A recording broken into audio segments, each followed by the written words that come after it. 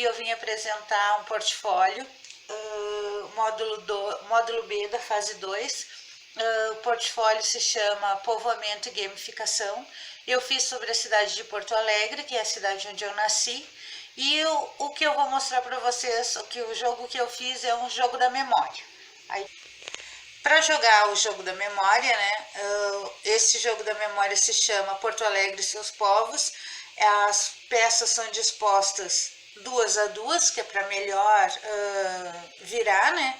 E o jogo da memória consiste no seguinte: virei uma peça, a escolha são 2 jogadores, virei uma peça, eu vou abrir.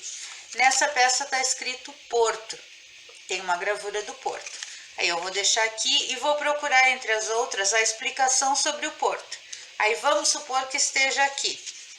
Aqui diz Viamão, então não é a peça certa, não corresponde. Fecha, guarda, passa a jogada para o outro jogador. O outro jogador escolhe outra peça. Aqui está escrito 1772, o primeiro mapa de Porto Alegre. Aí vamos procurar outra peça. Não corresponde. José Marcelino de Figueiredo, que foi o primeiro prefeito de Porto Alegre. Não confere. Então, assim consiste o jogo da memória. Virou na peça certa, continua jogando. Virou peça errada, passa a jogada para o jogador seguinte. São 2 jogadores. O jogador o jogador seguinte vira de novo outra peça, Porto. Aí ele continua jogando, né? Porque ele tem que achar a explicação sobre o Porto. Ele abre a peça ao lado, é aleatória a escolha, e ele achou Porto. Nessa ficha que diz Porto, ela dá explicação sobre a figura. Com o fim da guerra, a cidade retomou seu desenvolvimento e passa por uma forte reestruturação urbana.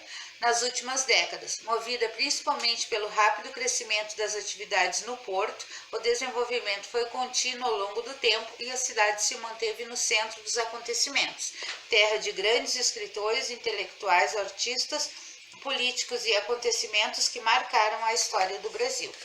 Virando a peça certa, eu recolho.